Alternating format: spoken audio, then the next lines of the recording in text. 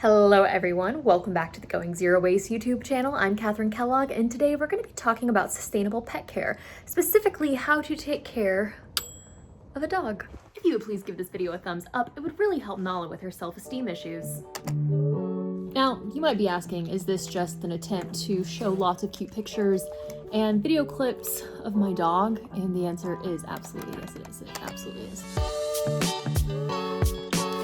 Well, Nala has made her intentions very well known that she doesn't really particularly want to be much part of this video, so I figured we would start with treats and see if that piques her interest. So we keep her treats in this really cute ceramic treat jar that was a gift from my mom, and her favorite treats are these from Chippen. So there's quite a few sustainable treat brands out there. I really like these because they are a woman-owned business and they use cricket protein, which is pretty cool. And Nala just absolutely loves them. I really love the idea of using cricket protein because it has such a low carbon footprint, or in this case, carbon paw print.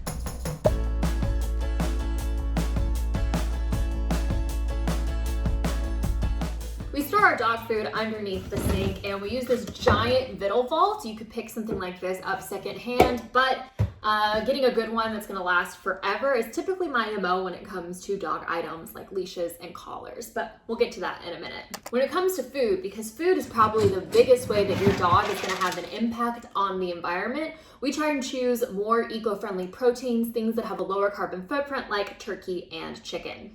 Nala is an incredibly picky eater, and it takes a lot for us to get her to eat, and oftentimes we'll mix wet food in with her regular kibble just to incentivize her to eat. When we rescued her, she was pretty underweight, and it took us a really long time to get her to a healthy weight.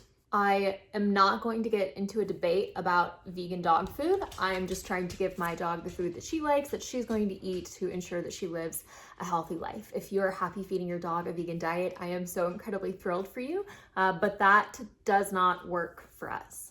When it comes to buying dog food, bulk isn't really an option for us. The closest bulk store that offers dog food is about 2 hours away by bus, and then I'd have to lug 25 pounds of dog food home. So I just don't really see that working out super well, especially because they probably just open a really large bag of dog food and pour it in. So instead, I can just cut out the middleman, buy a large bag of dog food. So two of our favorite brands are Nature's Logic and Open Farm Pet. I like Nature's Logic because they have a clean food, clean energy program, and for every pound sold, they will buy a kilowatt hour of renewable energy, and the goal is to power the future with renewables. They are also the very first brand to be certified plastic neutral, so they offset all of the plastic they use in their production, and their production and offices are all powered by renewable energy. Another one of our favorite brands is Open Farm Pet. They are the very first dog food brand to make their packaging recyclable. So you can send your bags back through TerraCycle and have them recycled. And they're also partnered with Loop for their freeze-dried food, which is the Milkman model. They will drop the containers off at your door. You use the product, then put the container back out. It will sanitize and refill and reuse it over and over again. All of their food is sourced from certified humane farms. And of course, we tried to reduce Nala's carbon paw print by opting for turkey or chicken blends instead of pork or beef. Now, beyond just her Chippen treats, Nala also really loves a good carrot. But I'd also recommend that you check out your local dog store. They might have a fantastic bulk section where you can bring your own containers and get treats to go. I find it so much easier to find package-free treats than it ever is to find dog food. We try not to buy too much stuff for Nala, especially when it comes to things like collars, harnesses, leashes, dog beds. And instead, we just choose to buy stuff that lasts.